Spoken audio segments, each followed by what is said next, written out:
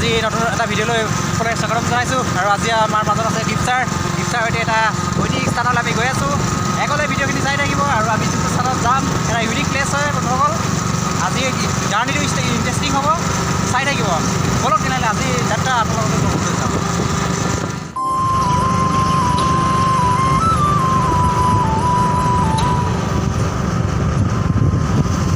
এয়া আমি নাজিৰা ৰোডত আছোঁ আৰু আজি যথেষ্ট গৰম পৰিছে। তথাপিও আজি এই যাত্ৰাটো সুমধুৰ হ'ব বুলিয়ে ভাবি লৈছোঁ বন্ধুসকল। যিহেতু আজি 15 আগষ্ট আহি পাই গৈছে, আমি আপোনালোকক 15 আগষ্টৰ বিশেষ দিনটোৰ বহু শুভেচ্ছা জনাইছোঁ। দেশ মাতৃৰ সেৱা আগবঢ়াই থকা যিসকল সৈনিক আছে তেওঁলোকলৈও বহুত 15 আগষ্টৰ শুভেচ্ছা জ্ঞাপন কৰিলোঁ। হয়, আৰু 15 আগষ্টত আমি যিহেতু আমাৰ নাজিৰা বডি ফিল্ডত খুব ধুনীয়াকৈ 15 আগষ্ট উদযাপন কৰা হয়, আমি সেই স্থানৰ সেইদিনাখনৰ উক্ত দিনাখনৰ আমি লাইভ দেখাম। আপোনালোকেও সেই লাইভ চাবলৈ পাব। ডিছক্ৰিপশ্যনত থাকিব ফেচবুকৰ লিংকটো, তাত আপোনালোকে গৈ পিনে সংযোগ হ'ব পাৰিব। বন্ধুসকল, আমি এতিয়া সেই নাজিৰাস্থিত হেকেৰাবৰ আলিৰ মাজেৰে গৈ আছোঁ আৰু কিছু আগত গৈ পিনে আমি নগাআলি পামগৈ আৰু সেই ৰাস্তাইদি আমি গৈ আমি যোনটো ডেষ্টিনেশ্যন পইণ্ট, আমাৰ ডেষ্টিনেশ্যন পইণ্টটো আমি পামগৈ। তেনেহ'লে আগলৈ মানে বনি থাকিব। এতিয়া আমি নাজিৰা কলেজ ষ্টেজ পালোহি।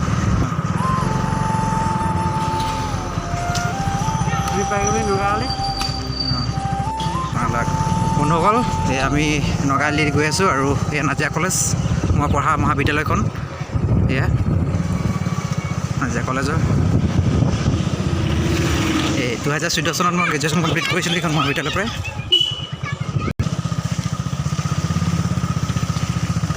যথেষ্ট নগাআলিটো এতিয়া খহিছে, বৰ্তমান এইটো বনাব লাগিব। আচলতে দেখিছে আপোনালোকৰ ৰাস্তাৰ কণ্ডিশ্যন। এতিয়া দীপচাৰে জনাইছে আপোনালোকৰ বন্ধুসকল যে এই ৰাস্তাইদি নগাআলিদি স্বৰ্গদেউ গদাধৰ সিংহই তেওঁলোকৰ দেশ নগা পাহাৰলৈ বুলি ৰাওনা হৈছিল। আৰু সেই যিটো নগা ৰাজ্য আৰু আমাৰ আহোম ৰাজ্যৰ মাজত যিটো সম্বন্ধ, সেই সম্বন্ধ সুদৃঢ় কৰি ৰাখিবৰ বাবেই নগা পাহাৰলৈ যাবলৈ নগাআলিটো নিৰ্মাণ কৰি দিছিল। আৰু বন্ধুসকল, আপোনাক ইতিমধ্যে গম পাইছে যে আহোম ৰাজ্য আৰু নগা ৰাজ্যৰ তেওঁলোকৰ সম্পৰ্ক সুদৃঢ় কৰাৰ উদ্দেশ্যেৰে এই নগাআলিয়েদি এটা বৃহৎ তেওঁলোকৰ পৰিকল্পনা কৰিছিল। আৰু আপোনালোকে দেখা পাই আমি আজি সুখী হৈছোঁ যে এই নগাআলি এটা ঐতিহাসিক পথ আৰু এই ঐতিহাসিক পথেৰে আমি সমুদ্ৰ যাত্ৰা আমি আৰম্ভ কৰিছোঁ। এয়া আমি সন্দিকৈ গাঁৱৰ নামঘৰ পাইছোঁ বন্ধুসকল, আৰু অলপ আগত গৈ বুধবাৰী সত্ৰ পাম। গোপাল এটা দেৱৰ তেনেকৈ গঢ়ি তোলা বুধবাৰী সত্ৰ আপোনালোকক তাত দেখাম। এতিয়া আমি নিশ্চয় এতিয়া এই বুধবাৰী সত্ৰ পাইছোঁহি আৰু দীপচাৰ এই বুধবাৰী সত্ৰ এই তোৰণতে আমি থিয় হৈ আছোঁ। আমাৰ মাজতে দীপচাৰ আছে। আমি বন্ধুসকল, আপোনালোকে সত্ৰৰ তোৰণত দেখি পাইছে ধুনীয়াকৈ লিখা আছে ওম নমো ভগৱতে বাসুদেৱায়। 1957 শকত বিজয়েন্দ্ৰ দেৱৰ দ্বাৰা স্থাপিত এই নাজিৰা বুধবাৰী সত্ৰ আমি ভিতৰত চোৱা সোমাই যাওঁ আহকচোন বন্ধুসকল। আমি আহি বুধবাৰী সত্ৰৰ সন্মুখত উপস্থিত হ'লোহি আৰু আপোনালোকক জুম কৰি দেখাই দিছোঁ বুধবাৰী সত্ৰৰ লগতে নামঘৰ। আৰু আমি ইতিমধ্যে ইয়াৰ পৰা ওলাই আহিছোঁ। আপুনি কণ্টেক্ট দেখাবলৈ চেষ্টা কৰিলে আৰু পুনৰ আমি এই নগাআলিয়েদি আমাৰ যাত্ৰা আৰম্ভ কৰিছোঁ। নগাআলিত আমি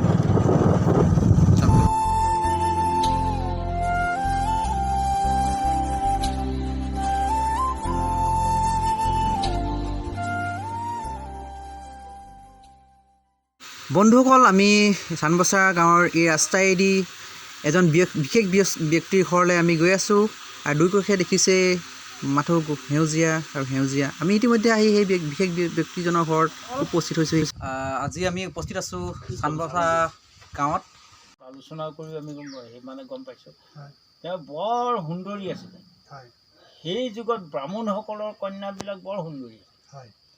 তেওঁৰ অন্য এটা নাম বামুণী। তেওঁৰ অন্যতম নাম আছিলে বামুণী। সেই গদাধৰ সিংহৰ ভিনীয়েক গদাধৰ সিংহ সেইজনে বৰবৰুৱা উপাধি পালে।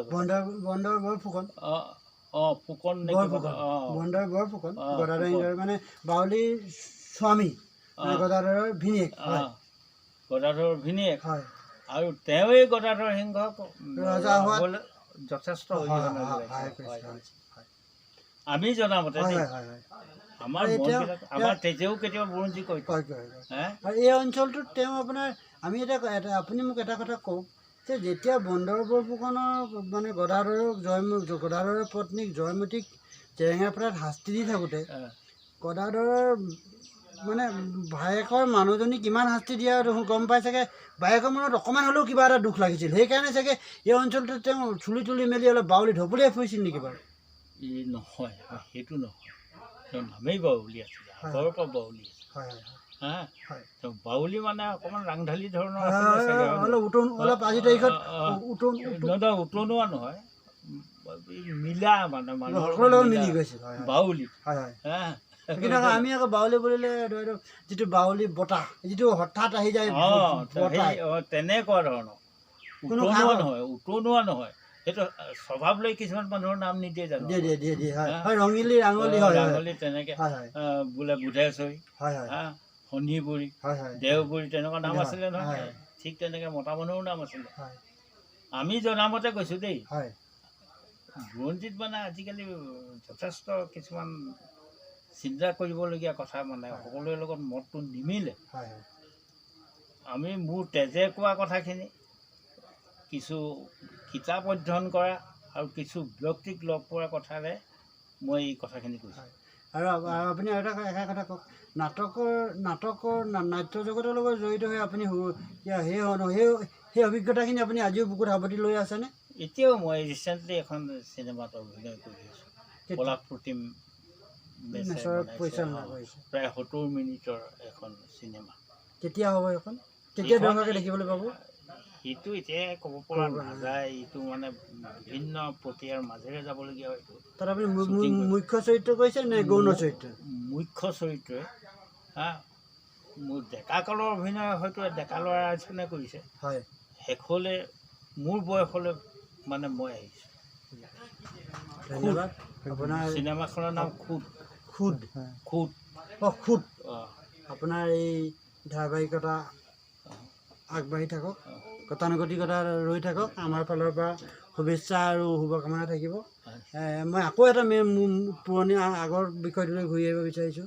এই চানবছা অঞ্চলতে আপুনি ইতিমধ্যে কৈছে যে শিৱসিংহৰ দিনত শিৱদৌলত নিৰ্মাণ কৰা যিজন খনিকৰ নাৰদ খনিকৰ পৰিয়ালটো তেওঁৰ সমাধিটো আপুনি মানে মৈদামটোও আপুনি মোক এদিন হ'ব পাৰে বুলি আছে বুলি কৈছিলে। হ'ব পাৰে, কাৰণ সেই মাটিটুকুৰা এতিয়া সিহঁতৰ পৰিয়ালটোৰে ম্যাদী পতাত আছে। হয় নেকি? সেইটো নাৰদ খনিকৰৰে মৈদাম খুব সম্ভৱ। ঠিক আছে বন্ধুসকল, আমি খৰালি দিনত নাৰদ খনিকৰৰ মৈদাম একেবাৰে ওচৰতে, তুমি এতিয়া চাই যাব পাৰা, এই গেটখনৰ সোঁ চাইডে দেখি যাব। আমি নাৰদ খনিকৰৰ মৈদামটো চাম। আৰু ইয়াত আপুনি মোক এদিন কৈছিলে ইয়াত কি খেলৰ মানুহ আছে? চাংমাই প্ৰথমতে আহিছিলে এইটো আমাৰ এই কি এইটো বৰুৱা চাওদাং বৰুৱা পৰিয়াল, প্ৰথম চাওদাং বৰুৱা পৰিয়ালটো আহিছে। আমাৰ এই বৰুৱা কি কৰে, তাৰপাছত আমাৰ এই কাণমোচাৰ পৰিয়ালটো আহিছে। কাণমোচা আমাৰ চন্দ্ৰকান্ত কোঁৱৰে কাণমোচাৰ হেৰি কি হেৰিখন লিখিছে বংশবৃক্ষ। তাৰপাছতে আৰু কোন আছে? হলিৰাম মণিৰাম, কাণমোচাৰ পুতেক দুজন হলিৰাম মণিৰাম ইয়ালৈ আহে। আমি মাত্ৰ একেষাৰে ক'ব পাৰোঁ চানবছাখন এখন বুৰঞ্জীয়ে চুই যোৱা গাঁও। আমাৰ এইটো চবেই হেনল হয়। ইয়াত হেন ধৰি চাগে হেনৰ আলি এটা হেনৰ মানে প্ৰশিক্ষণ দিছিলে। হয় হয়, হেন ধৰি আনি প্ৰশিক্ষণ দিয়ে। তেওঁলোকে হেন চোৱা লিখে নে বৰুৱাই লিখে? কি মই সেইদিনা আপোনাৰ খৰাগড়ত গ'লোঁ, তেওঁলোকে হেনচোৱা নকৈ বৰুৱা বুলি কৈছে। মই হেনচো বুজি পাইছোঁ তেওঁলোকে হেনচোৱা বৰুৱা বুলি। নহয় এই হেন প্ৰশিক্ষণ অকল এখন গাঁৱত দিয়া নাছিলে, হয় হয় বিভিন্ন জেগাত দিয়া আছিলে। হয়। এতিয়া নগাঁৱলী আমাৰ এইটো মই নগাঁৱলীৰ কথা কৈছোঁ। হয় আৰু নগাঁৱলী আছে আছে। ধুদৰালি হয় ধুদৰালি অকল এইটো ধুদৰালি নহয়, আৰু ধুদৰালি হয় আছে হয় নহয় জানো? হয় হয়। ধুদৰ আলিটো কেনেকৈ সৃষ্টি হৈছিল সেইটো মানে জানানে বাৰু? কেইবাটাও কৈ দিয়া, আমি ধুদৰালিৰ বিষয়ে আলোচনা নকৰোঁ। আপোনাক আজিৰ এই লাইভলৈ এই আপোনাৰ চেনেললৈ স্বাগতম জনাইছোঁ। আৰু আপোনাৰ পোনপটীয়াকৈ আপোনাক প্ৰশ্ন কৰিম যে চানবছা অঞ্চলটো কেনেকৈ কি ধৰণে হৈছিল আমাৰ দৰ্শকসকলক জনাই দিয়ক। শিৱসিংহৰ দিনত নাৰদ নামেৰে খনিকৰ এজন আছিল। খনিকৰ মানে আৰু আগৰ কালৰ মানে হেৰি মানে মিস্ত্ৰী বা ইঞ্জিনিয়াৰ। শিৱদৌলৰ কলচীটো তুলিবলৈ তেওঁ দায়িত্ব দিয়া হ'ল। বহুত কৌশলেৰে, তেতিয়াতো যন্ত্ৰ পাতি নাছিলে মানে, বহুত কৌশলেৰে তেওঁ শিৱদৌলৰ কলচীটো ওপৰত তুলিলে। সেই শিৱসিংহ সন্তোষ হ'ল এই অঞ্চলটোত তেওঁক মানে স্থাপন কৰিলে।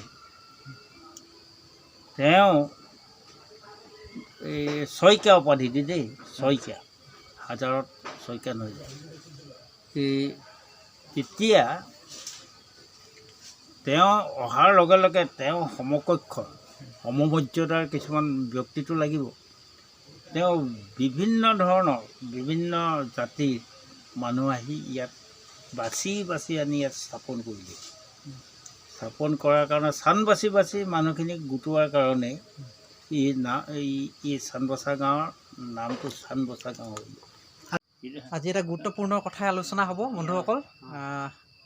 যিহেতু আজি ধুদৰ আলিৰ কথা ওলাইছে, তেনেহ'লে আমি সেই ধুদৰ আলিৰ মাজত কি ধৰণে কি পৰ্যায় আহিছিলে আমি ক্ৰমান্বয়ে জানিম এই কোঁৱৰদেৱৰ পৰা। বিশিষ্ট ব্যক্তি আমাৰ চানবছা অঞ্চলৰ বলক আমি তেওঁৰ মুখেৰে আজি ধুদৰ আলিৰ বিষয়ে বিতংকৈ কথা বৰবৰুৱাৰ আহোমৰ দিন হয়। দক্ষিণপাত্ৰ সত্ৰৰ অধিকাৰ হয় লালুখোলা ফুকনৰ ফলি আছিল। হয় গম পাইছে নাই? হয় ই সত্ৰৰ ভকতসকলক শাস্তি নিদিয়ে, সিহঁতে ৰজাক কৰো দিব নালাগে, ৰজা ঘৰত কামো কৰি দিব। হয় গতিকে সেই এলেহুৱা মানুহখিনিয়ে সত্ৰৰ ভকত হ'বলৈ গ'ল। হয় সিহঁতে আৰু গামোচা ধুতি পিন্ধি টিকনি লগাই ভকত হৈ হৰি নাম গাই গাই ফুৰিবলৈ ধৰিলে। মাহ প্ৰসাদ খায়। গদাধৰ সিংহ যেতিয়া ৰজা হ'ল, দেখিলে আমাৰ কাম কৰা মানুহ নাইকিয়াই হ'ল। কাম কৰা মানুহ নাইকিয়াই হ'ল। সেই ধূতখিনিক আনি ধুদৰ আলি বনাইছে। পিয়ল কৰা হ'ল। ধূত কিমান আছে ৰাজ্য।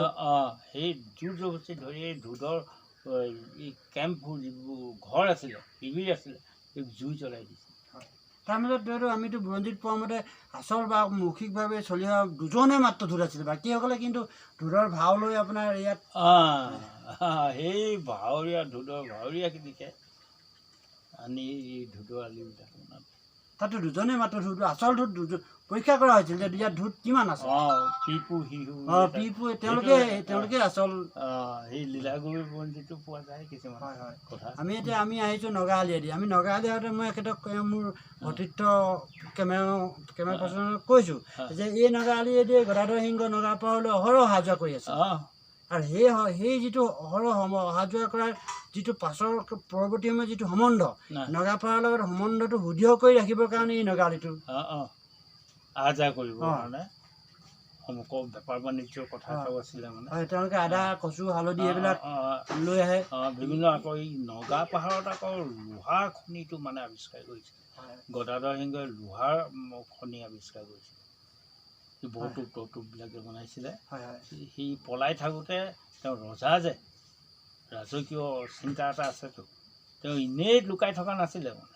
তেওঁ এইবিলাকো মানে বিচাৰি ফুৰিছিল। মই আকৌ এটা বিষয়বস্তুলৈ যামগৈ। সেই বিষয়টো হৈছে আপুনি জয়মতী নাটকখনৰ ওপৰত লিখিছে।